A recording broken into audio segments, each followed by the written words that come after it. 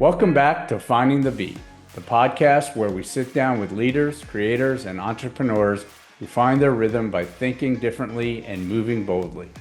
Today's guest is someone who truly embodies what it means to build freedom through intention. Billy Keels is a real estate investor, educator, and host of the Freedom Mentor podcast. Billy helps professionals break out of the traditional 9-to-5 mindset and shows them how to build sustainable wealth through strategic real estate investing without sacrificing their family, values, or peace of mind. His journey is rooted in discipline, global perspective, and a deep belief that freedom isn't accidental. It's designed. We are excited to dig into his story, mindset, and the lessons he's learned along the way. Billy, welcome to Finding the Beat. Take us back, Billy. Let's go to the beginning. Where did Billy come from?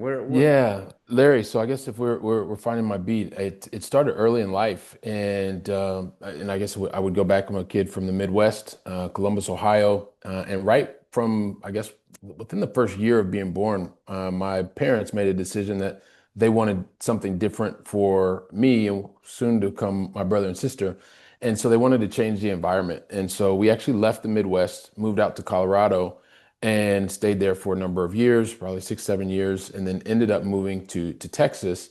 Stayed there. Parents had some marital challenges, and mom went back to Ohio. Dad stayed in Texas. Eventually, they reconciled. The reason I tell that story is because before I was 13, I'd already lived in Ohio. I lived in Colorado. I lived in Texas, in different cities within those states before I moved back to Ohio. And I didn't realize that that point in time that was something that was getting to new places, adapting, learning, meeting new people was something that was going to be a part of. You talk about finding my beat. I didn't recognize that so many things were happening to me. Moving to new schools, feeling uncomfortable, being the new kid, and at the same time still having a nuclear family, my brother, sister, mother, and father that would be continue to be there for me. And the reason I say that set me up because if we fast forward now over 5 decades of life, I've been very fortunate to not only work but travel throughout some 90 different countries. I have been living in Europe in three different countries, 4 different cities for the past 25 years, which was supposed to start out as just a 1 year sabbatical. And so I guess those really early days really helped me to adapt, to learn new things, new cultures, and also really have that drive to want to continuously learn, have that curiosity. And yeah, so, but I would say early on, it So was all that thanks to moving my around parents. as a child made it natural for you to kind of go into new environments and made it comfortable for you to bop around in different countries and feel at ease. Yeah, I think what it was is it was early on. What it helped me to do was because at the time it was all these things like I didn't like being the new kid in class, but it was part of what was happening because mom and dad were moving, and I felt like all these things were happening to me constantly. But I knew I could go back and talk to my brother and sister. But over time, yeah, to your point, I've now recognized that it was probably one of the biggest advantages that I have now because there's really no place in the world, literally, that I wouldn't go where I wouldn't feel comfortable. There's nobody that I don't feel comfortable speaking to, whether you are, the CEO of a multi-billion euro company, which is something I did my last 8 years of corporate life, where I was there for 26 years, or someone who is, that I walk by maybe in front of a grocery store who's asking for money. Like I feel comfortable with anybody and everybody, no matter what continent you live on. So. It's funny because people that I've interviewed that came from military families that moved around a lot mm, have that comfort level as well.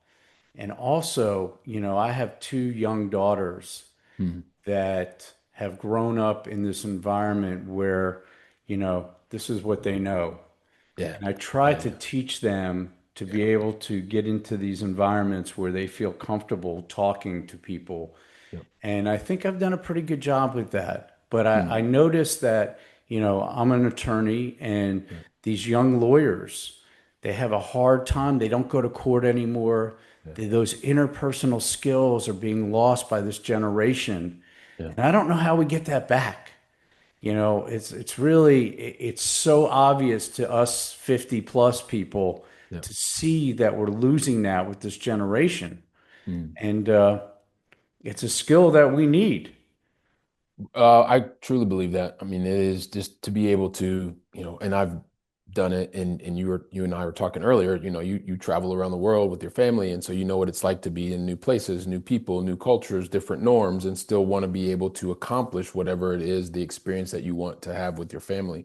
Very similar. I have two young boys as well, and I see them. They've traveled between the U.S. and Europe, and they've been to, the number more countries than I had been to by the time I was 16 and 14, which is what they are now. And so there's always those moments that let's say when we're traveling to the States, I may intentionally or not, hopefully my kids aren't listening, get them a SIM card because when they don't have a connection, then it's a forcing function to actually have conversation. But even beyond that, there are moments where you're just talking about technology. I worked in tech and enterprise software for 16 years, and I was in hardware side for 5 years. But there's so much good that can come from technology, but there's also a part of technology where we have to make sure that we're using it as a tool that to serve us, and not as a means of replacing human relationships, because it's like you said, something for us in our generation. We can appreciate the value of being able to sit down and talking to somebody, and sometimes we have to help the next generation, and even if that means the phones don't exist for a little while. I It's know that amazing that happens at least in our my home. lawyers, we say, did you talk to the client? Well, I emailed them. I texted them. I said, did you pick up the phone Oh, and yeah, talk to them? yeah, Y- You know, yeah. all right. So we're in Barcelona today, and I read your stuff. You're in real Yeah. estate. All right. So let's move. How do we get to How do we get to Billy today?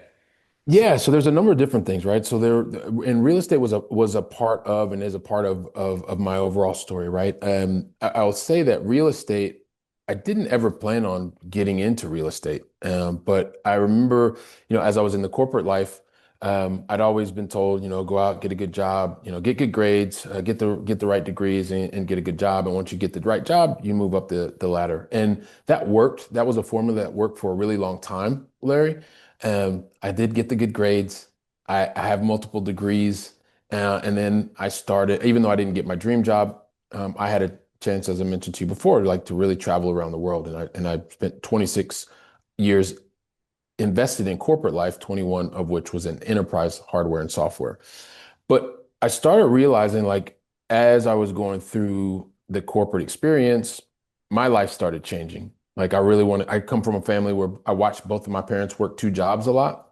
And so they always said, we don't want you to work so as hard as we did. We want you to work smarter. And so but I saw their work ethic and I applied that to the corporate life that I was living. But at a certain point, priorities changed. I got married and then kids, and I knew that I always wanted to be a very present father and being not just physically present, mentally present. And there was a moment in life where I realized that my priorities were out of alignment. It was my son's third birthday party. And when it was his third birthday party, like I was at an executive business meeting in Germany, right? I live in Barcelona, but I was at this meeting. I saw my son in the morning. I left the place really early. I took an early bird flight to be in Germany. But when I left my flat and I was on my way to the airport, like inside, there was something that just broke inside of me because I was living outside of alignment. I tell that story because 5 years, no, 4 years before that, I sat down with my boss at the time and he was telling me about investing in real estate, but he was investing in real estate. He was in Barcelona. He's Scottish and he was investing in real estate back in Glasgow. And it was like the weirdest concept because I'd never even imagined. I'm achieving, I'm an executive in corporate life, but I'd never even thought of real estate as an investment vehicle. Cool, because none of the people that I was growing up with or nearby, we didn't talk about that kind of stuff. So even if they were investing in real estate, I didn't know about it. Um, but I'd thought about it, and I'd seen things, and I was overstudying and doing a lot of analysis paralysis. I have this perfectionist gene. But and the reason I tell that story is when I went out of alignment, that was the moment that I decided, like, my life priorities are changing. Corporate is really good, but I know that I'm going to have to continue to go around and do these things. And I remember just my boss's face and the fact that he really He enjoyed his role in corporate, and he and his wife were building this business on the side, and the business was around real estate. So for me, real estate was a way for me to actually get in alignment with my values, and also start to have much more control over not just being able to generate income that I controlled, but also saw it longer term. Like my boss and his wife, like he was really calm, like he really enjoyed the job, and I realized he didn't need the paycheck because of what he was building outside of the outside of the corporate role. And so I got into real estate as a way to help me continue to perform in my role at the job, but also not be completely dependent on it. So that's kind of how it started. I started doing that while I was living in Europe. I was investing exclusively back in the United States just because the numbers, for me, the numbers didn't work out in Spain. I was like, I don't know why I would ever invest here when I have access to a market, being a U.S. citizen, understanding the dynamics of So of let me the stop of you the right different there. geographies. Yeah. Now, did you have a mentor? Now, here's the part where I need to stop you. Yeah. Okay. So I'm a lawyer, right? Yep. Got all kinds of education. I'm a smart guy, got all these Yep. degrees like you have, Yep. got some money in an account on the side. Yep. My brother was an investment banker, so we were stock guys, right? Yep. And his mentor, tons of money. Yep. Nah, real estate's not for me. I want to be in and out. That real estate thing, Yep. it's a block. Don't like it. Yep. When you decided to make that move, it's Yep. scary. You don't know anything about real estate. Did you have someone that mentored you? Someone that said, okay, this is a good thing. This is not a bad thing. You're smart. You got your degrees. Yep. You know Yeah. tech like the back of your hand. You Yep. could, what Yep. happened at that moment when you were going to write that check for your first investment? Yeah, so because I call myself now a recovering perfectionist, but I'd always excelled in the things that I did. And part of the being able to do that within the corporate construct was because I knew the rules of the game, right? And I knew that when I started studying, remember I mentioned that my boss had a conversation with me in 2008. I didn't actually make my first rental property purchase until 2013. But in those 5 years, I knew every single formula that there was. I could get you to NOI. I could tell you exactly what you should be looking for. I could tell you the due diligence checklist. I could tell you everything. Like I was a theoretical ninja genius. But the thing that I had never done was actually written the check. I never went to go ask for the loan. And it wasn't until the moment that I did that that I realized, oh, okay, now I've moved from theory to actual the practicality of it. And so in the beginning, I was watching a lot of videos, listening to a lot of podcasts, and I knew all the theory. So I was like, okay, I don't need anybody. And so I went in, and the thing that happened, Larry, was I bought my first rental property, which wasn't a single property. It was a small multifamily property. It was a duplex, and I got such a great deal on it. Like basically, I put in, I think it was just sort of $20,000, and it was netting me monthly over $2,000 a month net. And so that was like, oh my gosh, this is amazing. Like, I'm going to keep doing this. And so I kept doing it and I kept doing it. And before I knew it, I had 10 properties. There was so much success. I was still performing well in my corporate job. But I realized that I didn't have any process in place. I didn't have team in place. And so when I had more money coming in and then more problems like compounding, because remember, I was doing this on the side, that was the moment that I was like, okay, hang on a second. I actually need to find someone who's done what I'm doing. And more importantly, my vision started to get bigger because I was performing. I was in the top talent program at my job. The real estate portfolio was performing, but I didn't have someone that I could actually just pick up the phone and talk to. Because remember, my circle, I didn't have people that were in real estate. So to answer your question and to pass a little bit of the context as well, I realized that I couldn't do it by myself. I couldn't keep doing it by myself. So I took the action of actually going out, finding someone who was a paid mentor. Because what I also realized is that when I was not like my attention was focused on a lot of learning, but it actually moved to where my money went. Like once I started investing in rental property, like I was focused there. And I took a similar philosophy when it related to finding I preferred to find a coach versus a mentor because I didn't have anyone in my circle. So I paid someone to help me. My attention went there. I listened. I was active. I was watching. And because he had already been well beyond where I wanted to go, I Now, felt like I how was did in you really good find hands. that person? So this is back in 2013. I'm living in Europe, like I'm living in Spain, and I found that person online. It was someone that I started listening to his podcast. After I listened to his podcast, he had an opportunity to he had some small courses, so I took some of the small courses. I got closer to him. So I was investing my money, my attention, my time. And when I got closer to him and understood more about what he wanted, what he was doing, then it was the opportunity to, like, Now, he how'd had you know that a was the room. right person? I'll tell you why. Well, I didn't, Yeah, you I just took a didn't. chance, right? Yeah, I took a chance. Like, and Okay. here's the thing, and I know with you being a lawyer, like, there's a lot of things that I've also learned about diligence. And would I find the same mentor do that again? Probably not. But the thing is, I know a whole lot more now, 10 years later, than I did back then. And what I would say is anybody who is like I don't come from money, so every dollar that I've earned, like I've worked really hard for it. And so it was a matter of I realized that when I put money somewhere, I focused my attention, but it was the right amount of money for me to pay attention.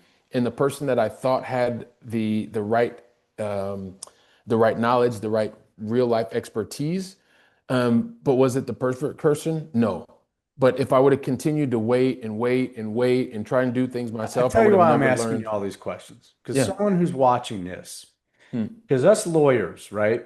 We're in a really competitive market.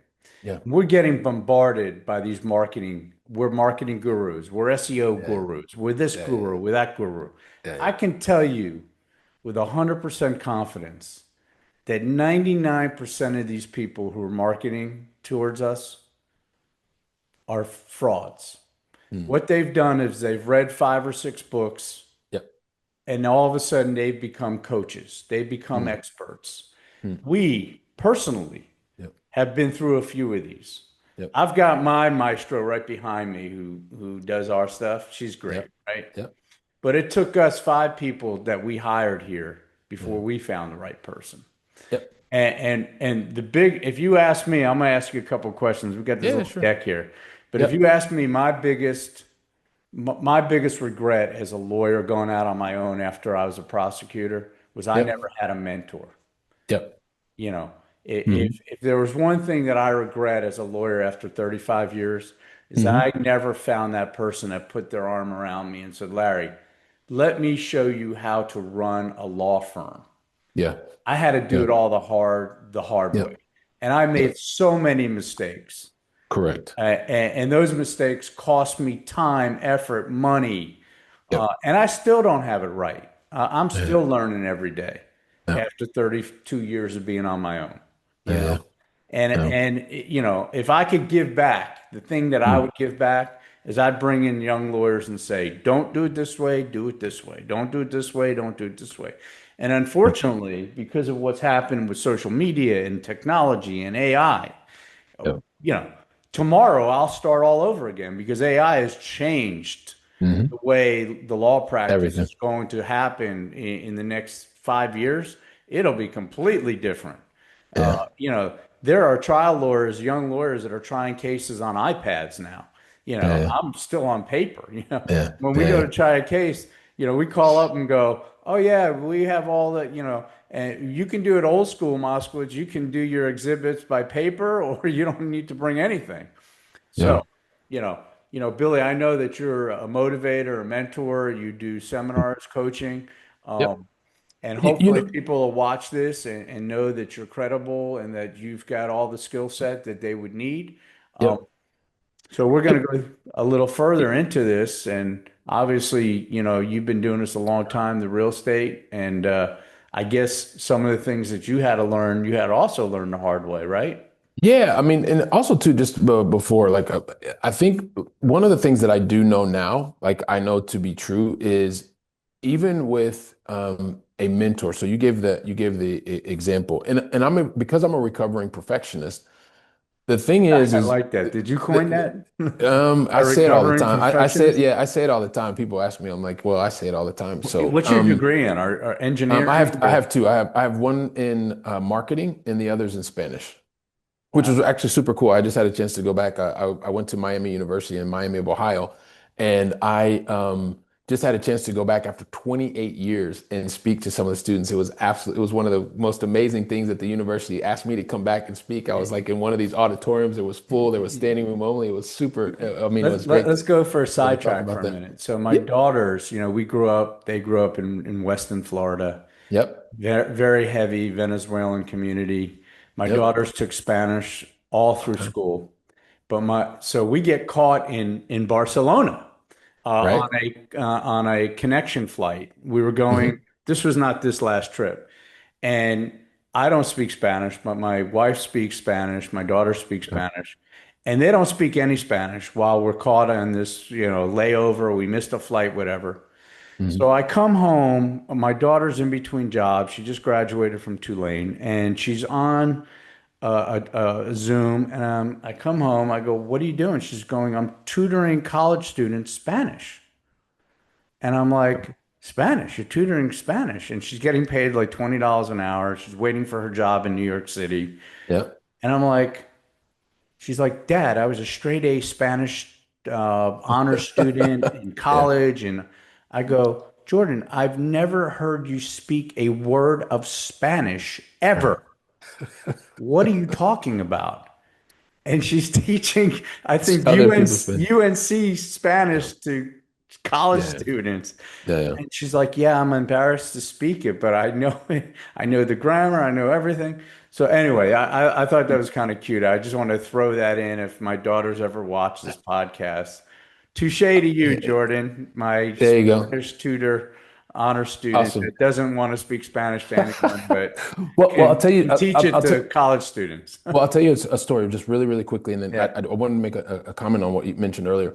But in 1995, I was a straight A Spanish student in high school. I took it as an elective in college to boost my GPA for the marketing. But I had a teacher who was really, really awesome. Melanie Ziegler, shouts out to you. When I went back after 28 years, I saw her. It was like one of the greatest things because she was a very persistent teacher in terms of like you have a gift, and I didn't recognize the gift that I had. But thanks to her and being persistent, not only did I have my first overseas experience where I lived in Valencia, Spain in 1995, but I also went on to pursue Spanish as a second degree. But very similar to Jordan, like I was really good at it on paper and I thought I was awesome until September 8th, 1995, when I got off of the bus for my like it was basically a 3 month overseas study. And I realized that the Spanish host mother, she was speaking like I didn't understand a word. I was like, I'm a straight A student, but there's a big difference. And it's like in life that I've learned there's one thing is to theoretically understand the language and the grammar and have time. And it's another thing to be fluent, right? And so maybe sometimes you're a little bit embarrassed, but then afterwards you're like, I'm not native speaker. So you end up speaking, maybe not around you, but Jordan decided to speak somewhere else. But that's one of Well, we those could things have that done a lot in better theory and being practice. stuck in the airport if she would have just spoke a little bit of Spanish to get us on our All next right, flight. Jordan, at least I tried, but I can There see you your go. dad's like, There you go. one other thing that you mentioned. So, and it's about mentors. Um, it is important because as I was saying, like I'm a recovering perfectionist. And so just because someone is a mentor to you, that doesn't mean that they're going to solve all of your problems. And what I mean by that is your mentor has made certain mistakes. Larry, you made them. I've made them. I paid full price for them. You paid full price for them. But even if you mentor someone or you have a coaching relationship with someone, you may make different mistakes. The important thing is not to make the same mistakes that your mentors or that your coaches make, because each one of us is different. Like even I mentioned the coach that I had before, even though I paid that coach didn't have the same corporate experience, didn't understand what it was like to balance work at a corporate job and also be able to build real estate because early on he decided that he just wanted to do the real estate thing. So he never knew what it was like to work inside of a corporate construct. So he couldn't help me with those things, like from a empathetic perspective. He could sympathize with it, but he'd never lived it. And so, whether you're doing, you're entering into a mentoring relationship, a coaching relationship, I've always taken the philosophy, even with coaches that I have today that I pay, like it's my responsibility to make sure that I do the diligence on the front end. Like, am I clear on what I want this coach to help me with? And then I know that that is one thing about technology nowadays. It's easier than ever to find out. anything about anybody, right? And so I do my diligence. I know I'm clear on the problem that I want to have a coach help me solve. I look for them, and then I ask them questions. Like I've never got entered into a coaching relationship without actually speaking to the person before, testing that, you're saying one thing and then actually doing it. And it's highly unlikely that one person is going to solve all of your problems. I wish that would be the case, but sometimes you have to, what does it say? Sometimes you have to kiss a couple of frogs to know like what the prince or princess is or That's how whatever the my case. wife's parents told her Right. when Because she met me. when she found you. There you go. There you go. Great point, though. That is a great point, and well taken. Yeah. So you buy this property, Yep. and it puts you in a different trajectory in your life, I would think, Yeah. right? Yeah. Yeah. Yeah. Now you're in a corporate job, but you also Yep. have we'll call it a side gig, Yep. and Yep. changing your perspective on how the trajectory of your life is going to change from being this corporate guy. Yeah. And so what happens at this point? You Yeah, start. and keep in mind, like I was working in enterprise software sales, so it's not uncommon for people to make multiple six figures, seven-figure salaried employees, right? So you're solving really complex problems for very large organizations, and so most of the time, and even for me, Larry, in the beginning, I felt really guilty. I didn't want to even let people that I worked with know that I was doing something on the side because it kind of felt like I was cheating on my employer. But what I realized was I was doing this outside of the time of my corporate role and I was also overperforming. I was still in the top talent program and there was something inside of me that just said, yeah, this corporate thing is really good. But when I had that conversation with my boss, it was just like he had a different look in his face. And the fact that he was able to build something with his wife and they had kids, and I was thinking to myself, wow, this would be something that would be really cool. And I also realized it was a point in my life that it wasn't just about continuing to go up the corporate ladder. So for me, and coming back to the real estate thing, yes, the money was great, but more it was about, you know what, I can figure out how to generate additional income. I was able to have I was able to have more control over, like, it just changed the way that I went. I went into meetings more confidently and expressed myself more confidently in a corporate meeting. And I was learning things about building a business and things being messy that I could also take those same experiences and share them not directly with my clients, but things that I was learning outside of corporate, I would bring into corporate to help solve What about the big liberating company feeling problems. of just the freedom that it was giving you? That didn't come until later, Larry. And I Okay. think a lot of times people get into this like, and I love your vibe, but I think a lot of times people get into this thing right in the beginning that there's a lot of freedom. The freedom comes later. You have to do the work. It's just the Yeah. reality. Like you can't just get into something I'll give you my little experience. yeah, I love music, and yeah, I opened up a live music venue while I was a lawyer for 10 awesome. years. Oh, And, cool. it's weird How because, was that? well, I'll tell you. So my lawyer friends felt like I was being liberated, like I was getting out of jail. And I'd come to the courthouse and they would be like, is that beer money or is that lawyer money? And it Right. wasn't. You know what? Lawyers feel, now I built a nightclub from scratch. And what I mean by that is it Mm, was a town center that had not been built yet. So I had the opportunity to actually build this place. hmm And that in itself was something for me because I actually mm, got to build a structure. right. And like I built this building also. And now I'm Awesome. building I took a 1948 house and gutted it so it's actually building something, which is something that I enjoy Mm, doing. yeah. Because as a Yeah. lawyer, you don't get to build anything.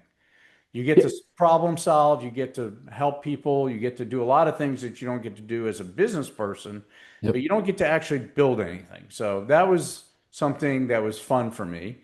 I got to run a business that was completely different than a law firm. That was different. And the Yep. money was nice because you're not, Mm, I would wake up every morning and get a sales run, you know, what, yep. hey, we did $30,000 last night while I was sleeping. Yeah. That's a whole different world. And then I Yep. got to do something I love. We would bring live music to South Florida, which was really hurting. Yep. And that was a whole new thing for me. And then, and then my lawyer friends, um, would ask me, and they would come, and that was a lot of fun. So Yeah. it was a liberating thing for me as Yeah. well. So Yeah. all of that put together was a great experience for me. Would I ever own a nightclub again? No. Mm, And it was mm. sort of an experience that I had brought in from when I was in law school. I was promoting nightclubs. Yep. It was just it was a natural thing for me, an extension from what I was already doing when I was in law school. My roommate went out to Vegas and did a whole big thing. So, Wow. it didn't come by accident. So Yeah. that was a whole It, different world. But yeah, yeah, it really does, but it's one of those things. It's those experiences. I've started realizing this, right? yeah, And even as I work with clients, it's when you do things that are adjacent, but they're following a passion that you have, it's yeah, very rarely that you're going to go wrong because even if what you're doing yeah, doesn't end up making you feel the way that you wanted it to, meaning, yes, you're making money, but you feel like yeah. you are completely strapped to this thing and you can't get rid of it. Or maybe you're not making a dime, but it just fills your heart up because you love it and you feel like things are on Great fire. Like point, all because of it those wasn't only experiences about bring you making back. money. No, Yeah, and usually it yeah, never is. It right. usually never is, Larry. Like there's a part of it because it's like you said, like you realize that that was something that you can do, and you can talk to other lawyers that Yeah. maybe it's not building a nightclub, but it's building something different. Like you can relate to that passion that they have inside, that they have something, maybe theirs is about boating and they want to do something in the local marina or whatever the case may be. And You can usually that empathize with passion them. drives the financial aspect. I tell That's my it. my young daughter that because she's definitely a capitalist. She's in New Yep. York City selling AI to Wall Street, and I tell her every day Mm. because she looks at the checkbook, and I say your passion has to drive what you do for a living, Yep. and do something you love, and everything Yep. else will fall into place. Yep. I strive to tell her that every day. Yeah, no, it is, and it's a truism, especially with the younger you are, when you can truly dedicate your time, like, hey, look, there's this problem that you found that you're uniquely qualified, or you just really love working on trying to solve it, and you go from trying to actually doing, and you're solving it. Maybe it's not perfect in the very beginning, but over time, and because you put your energy towards that, you become the best at solving that problem. And when you're the best at solving a problem, and you know this, Larry, eh, people gravitate towards you because if they have that problem that you love solving, then guess what? They feel that energy that you're not just doing it because you're trying to make money, you're doing it because you genuinely like and love solving that problem. So while you were excelling in your corporate role and you bought this property that you started investing in real estate, Mm-hmm. were you enjoying the passion of real estate? I was enjoying what was happening because of the real estate, right? And this is what I started to realize. It wasn't just the vehicle of real estate. It was the fact that I could help people locally solve a problem that they had, which was the housing issue, right? And finding a place that they enjoyed. That part I enjoyed. I also liked being able to build a team. And I didn't do it right in the beginning because I was like used to corporate and just being like just doing one thing all day and a specialist. And when you go from being a specialist, and I was in sales and sales leadership, to then actually being able to build a very small business that was responsible for physical assets and a service, then I had to start thinking beyond that. It was like, okay, well, I get to use the same sales and marketing that I was doing in corporate. I can add some of that here. But then from there, I also had to figure out, okay, well, I've got to get people on board. And then I learned about what it was like working with contractors. And then there was a whole financial aspect, which I didn't like and I was trying to do. And then I realized I needed to get professionals to be able to do that, bookkeepers. And then from there, actually tax teams. And then I learned the difference between having a tax preparer versus a tax planner and strategist. And so all of these different aspects, I enjoyed that. Remember, we were talking about just that curiosity, wanting to build. And then it became less about the real estate itself and more about helping realize what are the problems that I like solving. And then being able to address those clients that needed that problem solved outside of my corporate. And when I was doing that, becoming a founder of a very small company, I could then take those knowledge bits and experiences back into corporate. So it was like I get to play back and forth, and they were not. they were different industries, right? One is enterprise software at that point when I got started in my side business, and then the others were, real assets. So they were very, very different. So Very hopefully that answers the question. I sure. realized it wasn't really just about real estate. Real estate was the initial vehicle, but it helped me to realize that yeah, I have this desire to build small businesses, and I loved the fact that I was able to control my time.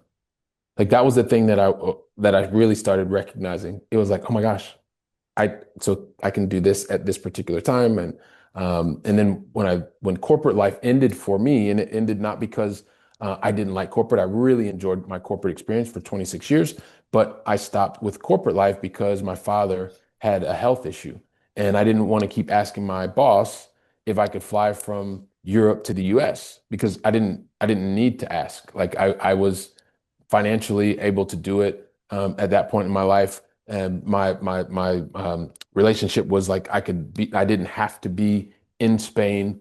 And so I didn't want to put my boss under the pressure of saying, hey, I need to be gone for 2 weeks. I need to be gone for 3 weeks. And so it was like, all right, it was time to go. And the lesson that I learned was that beyond the money, it's really being able to own your time, and how you are leveraging or using your time is the most important thing, at least for me at this point. So how long did those lives or that life remain parallel? That 8 years. being Eight years. so 8 years you were still in corporate world Yep. and you were purchasing and building this real estate business. Yep. Now, were you buying real estate always in the US while you were still remaining in Europe? Yep. Always. So Always. how did that work out? Were you building a management team on your real estate side so that you could stay in Yeah. Europe and build Yep. a infrastructure on That your was real estate? Yep, that was exactly it. Exactly. And then there was a part where I also realized once again, like I didn't realize a lot of things because of the way that I grew up, but I didn't understand. I remember I think I was at probably 17 or 20 some properties that I'd owned, and I remember a person saying like they were talking to me about investing with other people, and I was like, well, what are you talking about? I didn't understand what they were talking about. They said, well, like through a real estate syndication, and I was like, well, what is that? And so then I found out about something called syndication, and basically it was um, there was a particular syndication. So basically, people bringing money together to buy larger assets, and then there's an operator and all this other kind of stuff, right? Which I'm, Or we're I'm sure talking about you and like your private audience knows. placements and Yeah, so 506. private placement. Yeah, exactly. So I found out something that I'd never heard of, accredited investor. And I was like, well, what is that? Well, when I looked up the definition, right? And at that time there were two, now today there are three different definitions. Like I qualified. I was like, oh, hang on a second. I've got money in the bank over here. I qualified because the qualifications were really simple. They look at either your salary or your net worth, and Yeah. I qualified on both. And so it was a matter of saying, okay, well, I can actually just take my money, give it to somebody else, and they will do the same thing of all this hard work that the team that I'm building.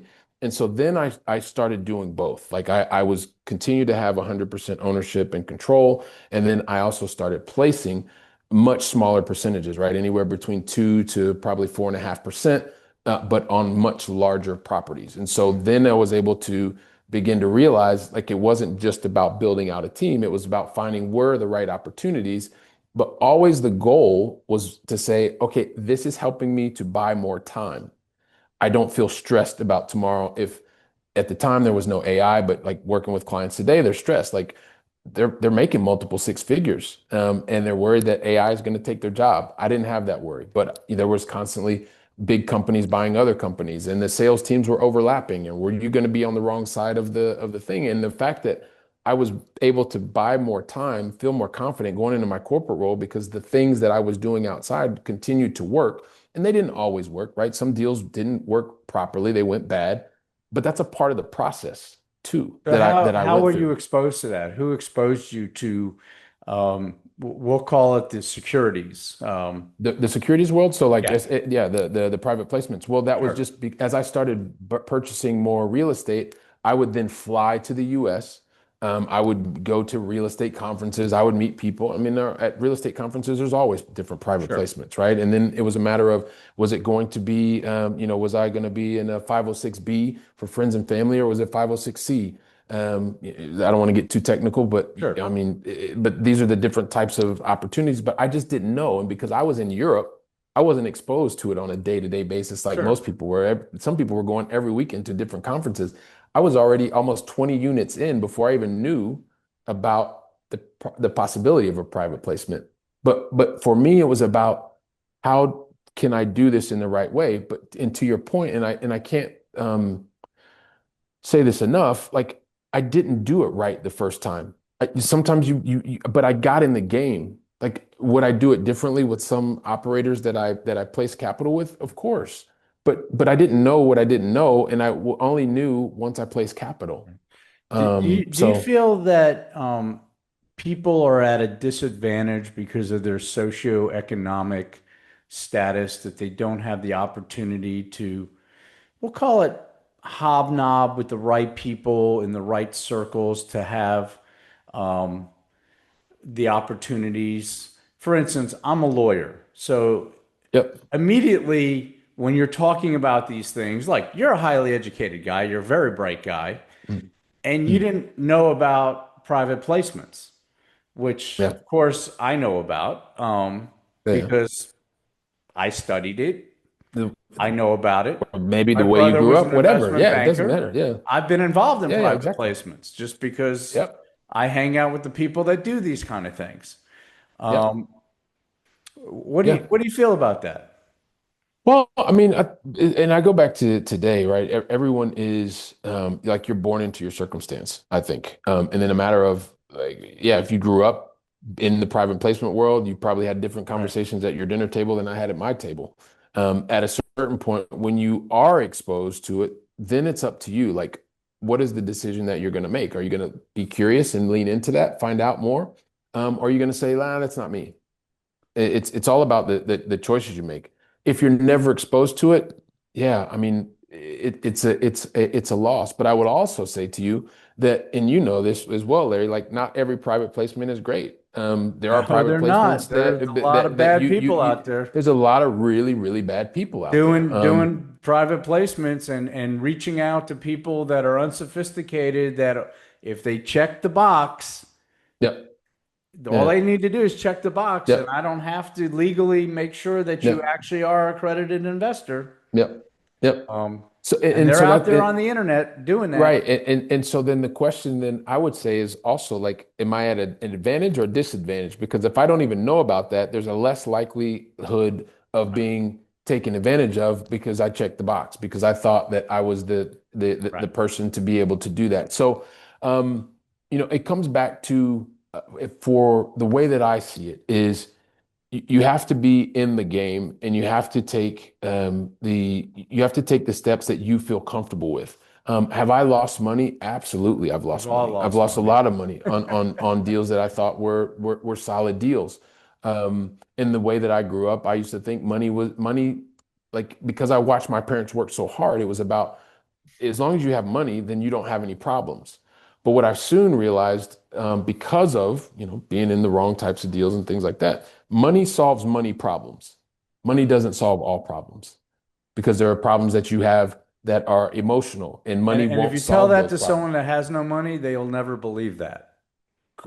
Correct, which is what Right. I'm saying. Like that's why I Right. said I always thought Right. if my parents were like they were always struggling Right. for money, so that must be the thing that solves all problems. So once you have it, then there's no problems, but you just have other problems. Correct. So Billy, let's fast forward because I know we're short on Yeah, time yeah, here, and I yeah, want to make sure that yeah, anyone that watches this knows what Billy Keels is doing today. yeah. And so let's talk about now. Billy, Yep. you're obviously a real estate investor. Hmm. Do you put out your own private placements at this point? No, no, no, no. I don't do any private placements. I've done that. I've raised well over $10.5 million. I don't do that anymore. Right. The thing that I do, um, because of the experiences that I've had, it's helped me to get to this point in my journey, right? And I know that there are other people or other executives that are specifically in the enterprise software space, that really enjoy their roles. They're also under the constant stress of constant growth. as I mentioned before, I didn't have to worry about AI when I left corporate life in 2021, but that's a big worry nowadays. There's constantly companies that are buying one another, and there's always around the layoffs because they have duplicity, or two people or three people doing the exact same role, or you have roles that are going to different places. All of these things, and so what I do is I help corporate execs today who enjoy their roles and they also want to build a profitable business on the side. Now, I have a specific expertise in real estate and also helping others with like their brand and how do you use your brand to attract the clients that you have a very unique expertise in. And that's really what I do today. I help that person who's a corporate executive enjoy their role and also be able to build a profitable business on the side and do it in a way that's discreet. Because most people are like I was in the beginning. You're out there, you're making three, four, sometimes upwards of some clients in the million plus range, and you don't want everybody to think that you're not focused on the role. Not that there's anything wrong with having another role, as long as it's non-competing. That's a whole different thing. But I help that person get to a point where they are enjoying their role, enjoying building their business on the side, and also enjoying the time that they have additionally. So. And are you currently located in the US or are you in Europe? No, I'm currently located in Europe, but my clients are primarily in the US. And Yeah. how can they reach you? Yeah, the best way, so there's a couple ways, Larry. I would say that the best way is to reach out to me through LinkedIn. I think I'm the only Billy Keels in Barcelona, Spain. I would love for your viewers and listeners to just let me know that you've already listened to Larry and I have the conversation here. It just helps to have the conversation keep going. I also have a podcast.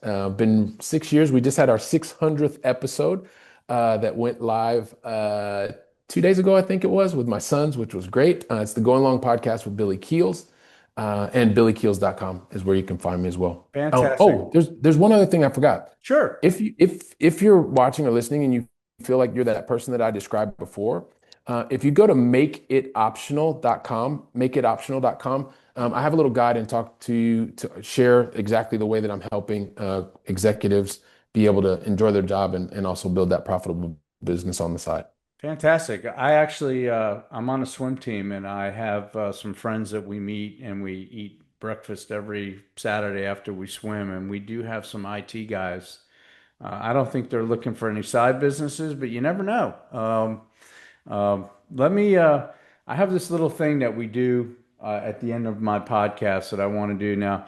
We had like Sure. this little pot thing where everyone brought a gift, and one of the guys brought, or one of the women, I don't remember what, but they brought this thing that I picked out, and I thought, what is this, But then I started playing with this thing, and I was like, wow, this is kind of cool. And what we do is we pull a card, and it's Hmm. random, and then I get to ask a question, and Hmm. or two, and let's see Okay. what we pulled here. Have you Uh-oh, I'm ever nervous. I'm been nervous. bullied? Let's see. Have you ever been bullied? It was the first one. You Have ever I been ever been bullied? bullied? You don't seem like a guy that's been bullied. No, you know what? I've been really, really blessed, man. I have not been.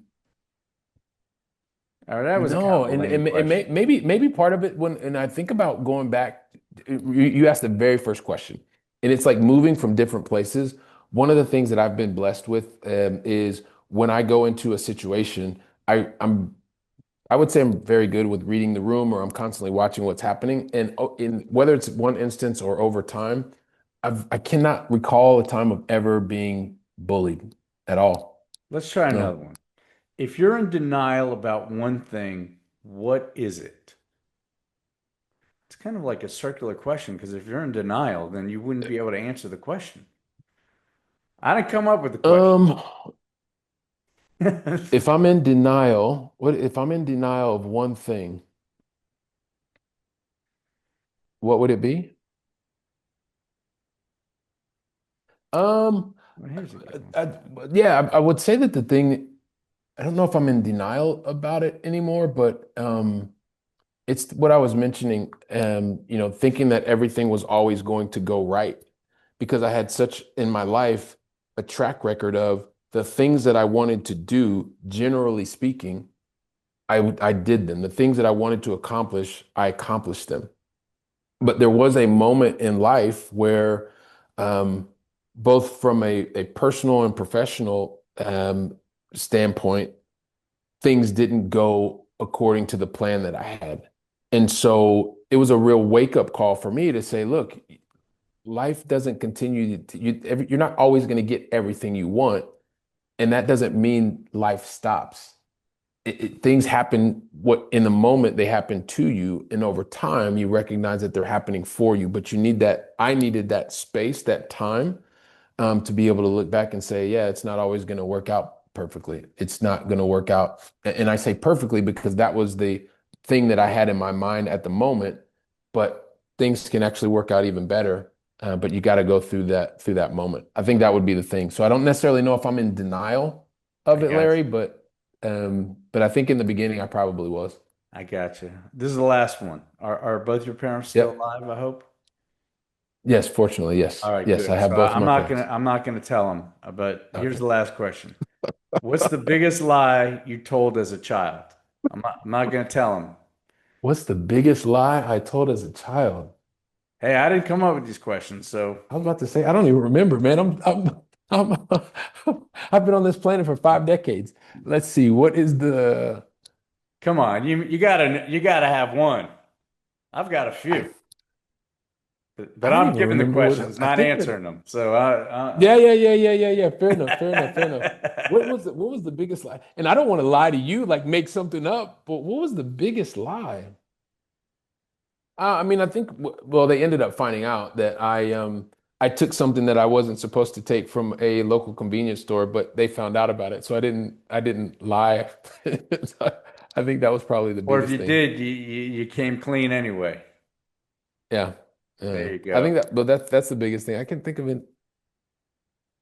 Yeah. And when life happened for me, I told them everything. So Hey, at this point, there are no well, Bill, secrets. you seem like a great guy. We need to keep in touch. Yeah, let's definitely keep in touch. Absolutely. Because I'm looking at a building right now and I need as much advice as I can get. I'd love And to I hope help, my love to wife doesn't share. hear this because she's like she's gonna say no.